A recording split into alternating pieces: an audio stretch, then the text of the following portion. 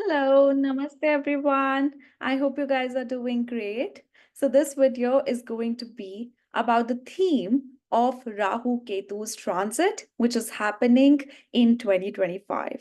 It is, we are going to analyze the Muhurta chart for the Rahu Ketu's transit.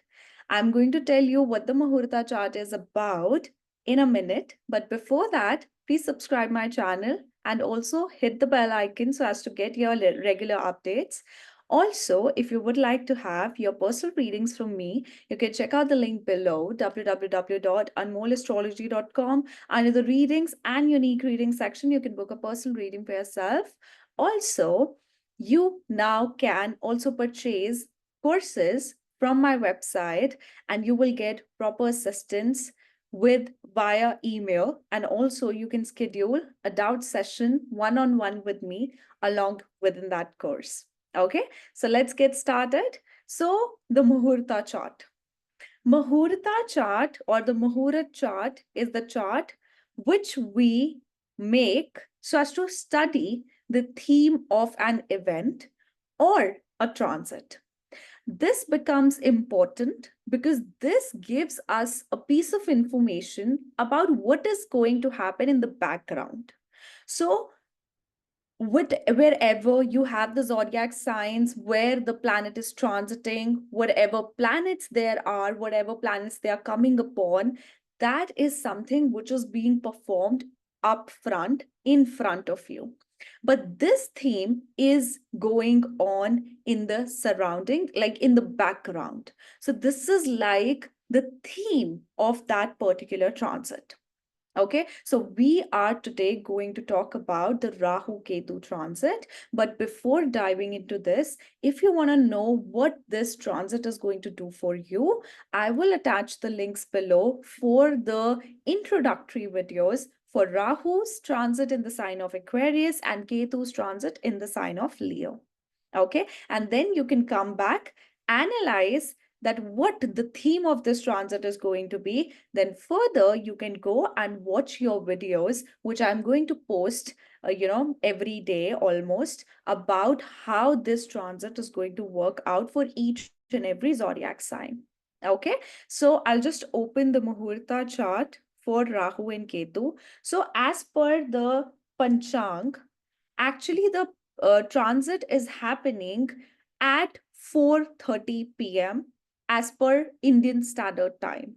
But I have taken, since at that point of time Rahu and Ketu were at 00 degrees, so they were still in Pisces. That's why I just went ahead and saw when they'll come in to the 30-degree point, and that was around 7:32, I suppose. Yeah, 7:32.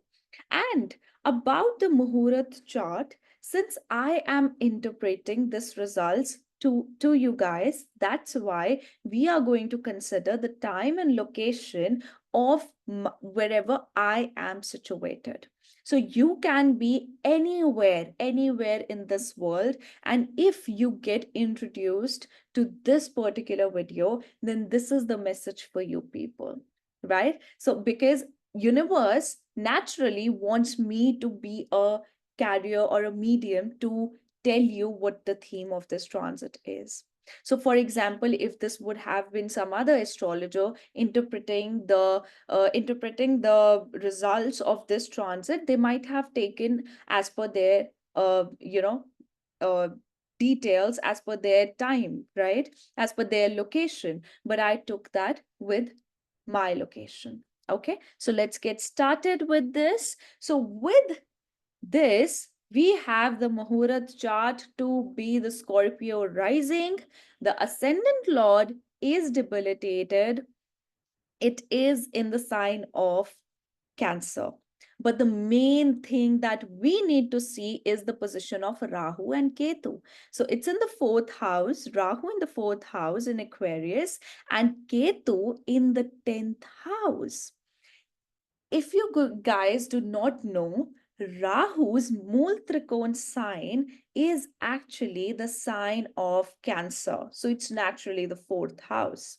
And Ketu's Multrikon sign is naturally the sign of Capricorn, and that is the 10th house. So we actually have this placement in this Muhurat chart. So it talks a lot about the dignity, the true dignity of Rahu and Ketu.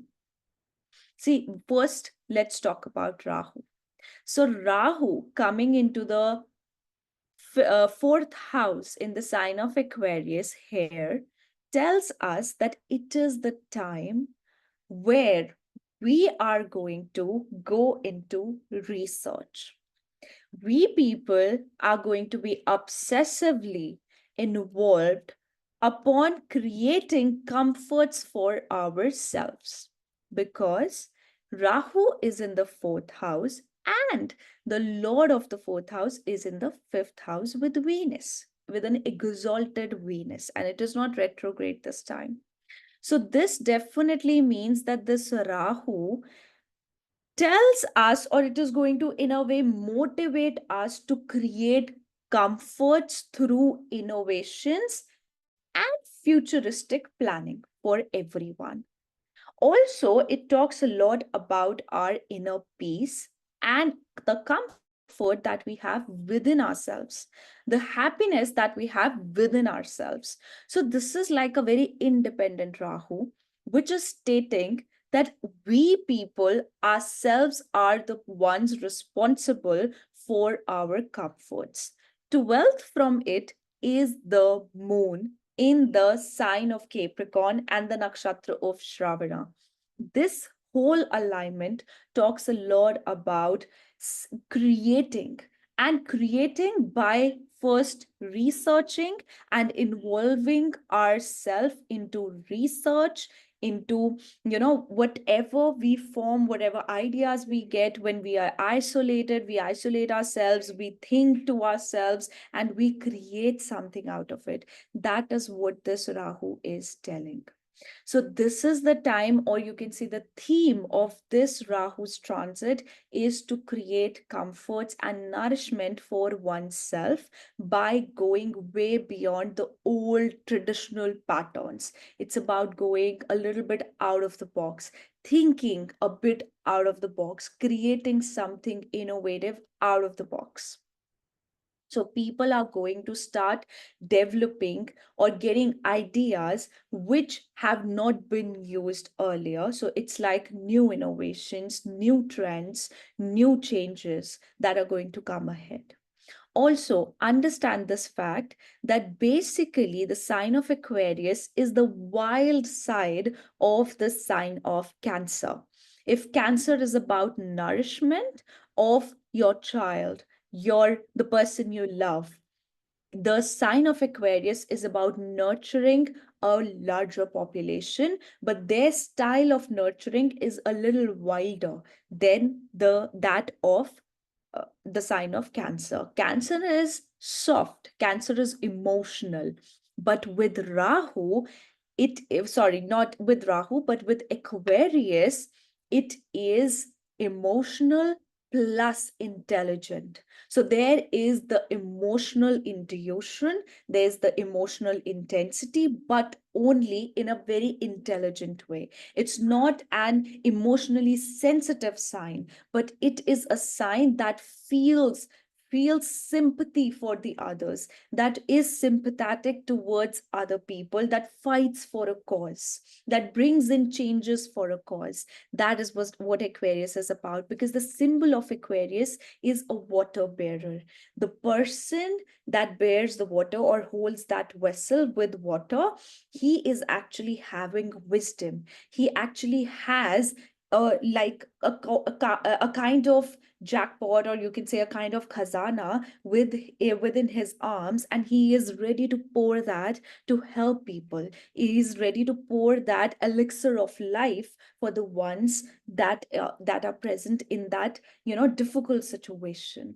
So Aquariuses are extremely considerate with this fact that they are gaining for themselves, but they are also gaining for the other people. It's unlike the sign of Cancer, because Cancer sometimes do become actually not sometimes, most of the times do become self-oriented. So I have explained it earlier as well, that they would do something out of emotions just for the ones they love, and just for the, because they are self-centric, like they are a bit selfish about their emotions, like they are like, I love this person, so I have to do for this person. That similar emotion is not there for everyone. That emotion is there for the ones they love. Whereas in Aquarius, they do things in a practical way, they do things in a prioritized way, right? So sometimes they can be practically harsh for people, but practically open minded for the others. So it's very unpredictable energy, because also it has the co-rulership with Rahu as well.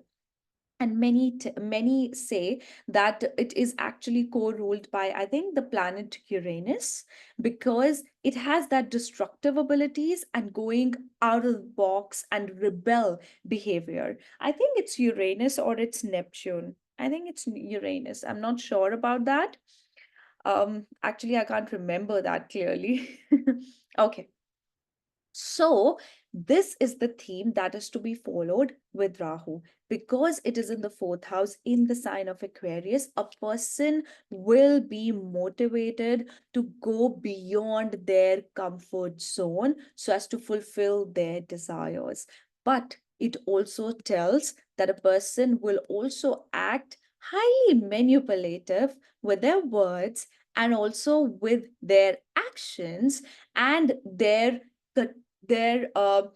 power of convincing. They will act manipulative with all of that so as to gain what they want, but their theme or their agenda, their motive is about creating something new, creating something innovative so as to provide themselves the comfortable environment and the others. So in a way, if I connect that with the real world, it's like there are going to be more convenient applications, softwares, more convenient places like AI, technology. There is advancement in technology that we are going to encounter. But the focus is to provide people luxury, provide people change, innovation, advancement. Okay. But for this, a person can feel quite shallow emotionally, shallow on the inside.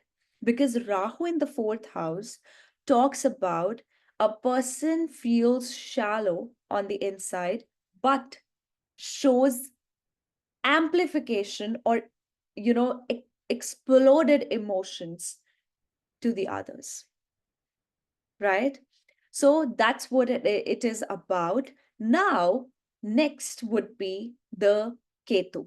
But oh, before that, let me tell you that Saturn is going second from its position, and it is the dispositor of Rahu, which actually shows that this innovation can be positive and it can bring in wealth for an individual.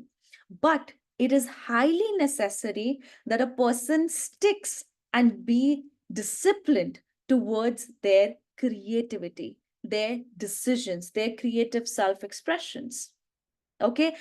And overall, this chart also shows that there can be investments into such sectors. There can be heavy investments into comforts, into, any product of convenience in the coming time period. Okay. Now we have Ketu. Ketu in the sign of Leo. So Ketu when comes into the sign of Leo, it wants the reassurance.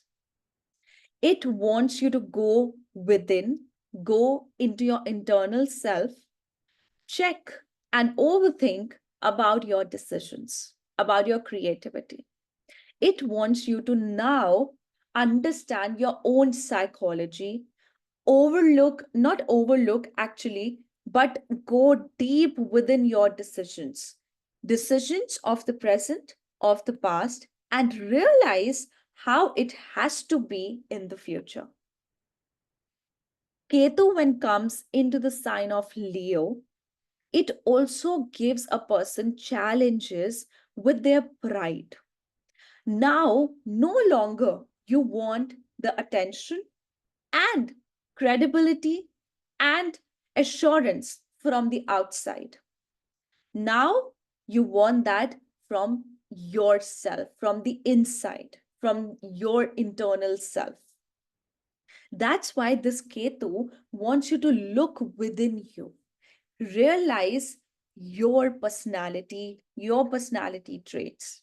This indeed is a very, very spiritual transition for especially Leos, or if this particular sign is at certain places in your zodiac, in your ascendant, right? But this Ketu wants to research, wants you to know about your ancestors, know about your past. See, Leo is the original fifth house. It's your education, it's your children, your romance. It is also your Purva Punya Bhava, the past life good deeds. It is also the house of mythology. It is also the house of spiritual learning. It is the higher self of the ninth house.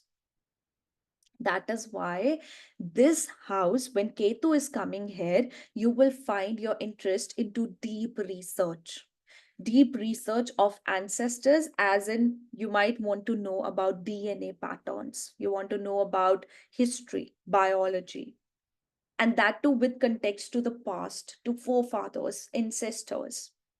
And it also talks about love and romances that you have had in the past. You're getting realizations about it. You're getting kind of memories or flashbacks about it. This is your time to retrospect your decisions, and so as to become rigid about it, so as to now become strong and take the credibility and take the, own your decisions. That is the lesson that you'll be learning by the end of this Ketu. But that's what this Ketu is bringing here. And it also challenges authority and one's pride in, prideful nature. And here it is specifically telling that Ketu coming into the 10th house, and that too in the sign of Leo. At the same time, the dispositor is 10th from itself, in not so good or supportive sign for it, because Sun is in the sign of the Shukracharya, in the sign of Taurus. That's not a very comfortable situation for Sun to be in. But the positive part is it is in its own nakshatra, the nakshatra of Kritika. So this means that you will be able to define an authoritative self of yours. You will be able to gain out of this situation or out of this whole realization phase or whole flashback phase. You will develop a practical self of yours within that. You will own everything, your communication, your decisions, everything. But that will come in after you go through battle like situations, after you go within, after you understand your decisions yourself, after you research about information.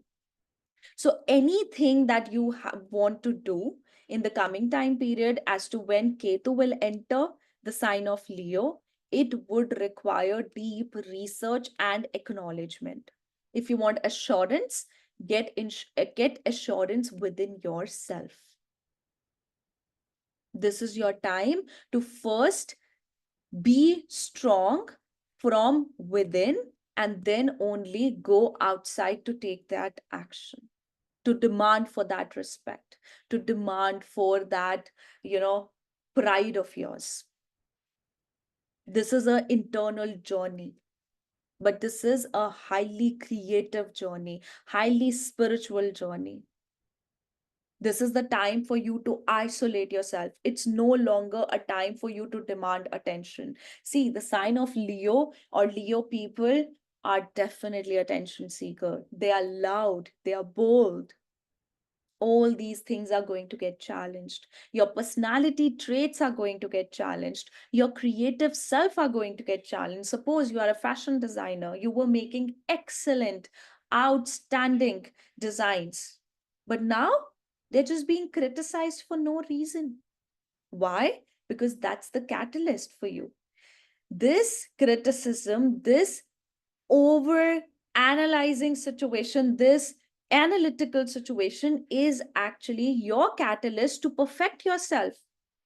Ketu is what? Ketu is the flag. It's the flagship where you put your domain that, yes, I have achieved it. But that's how it works in the D1 chart. When it comes into the transit, you will have to put down your flag. You will have to define your ownership. Okay, so that's what this Ketu desires from you. This Ketu will definitely give flashbacks of the past, and also you would want to know things from the past. So it's like you're surgically opening your past, not just your this life, past life, but your the past life from the actual past life, or how your ancestors were, how your culture was. So that's the tug of war Rahu Ketu are going to play. Rahu is going to go towards a bright future, towards advancement, towards a modernized colony, a modernized world. And Ketu is going to keep you attached to your roots. It is going to say that go for the advancement, go for it, definitely fulfill your dreams, fulfill whatever you want in your life, fulfill the comforts, because we have so many opportunities nowadays, but still stay grounded to yourself, to your roots, right? So that's the energy, or that's the theme of this particular transit. Now, this Ketu's Lord, dispositor, Sun, is actually in the seventh house. This means that your encounter with others, your encounter with people can go into a very practical ego battle. But this is now your decision how to handle it. If you choose to be grounded, then this Ketu will not give you that blunt force over your ego. So you will not feel that embarrassment when what one feels once their ego is shattered. But if you become practical, evaluative, and use a balance of practicality and emotions within your encounters, then you might be saved from this. You might be able to save your respect. Okay, so that's about the theme of Rahu and Ketu's transit. I hope this is going to be helpful for each and every one of you. I will be posting, the videos for each and every ascendant soon. So you can go ahead and watch them so as to have deeper information about the transits. Okay, see you next time. Bye-bye. Take care.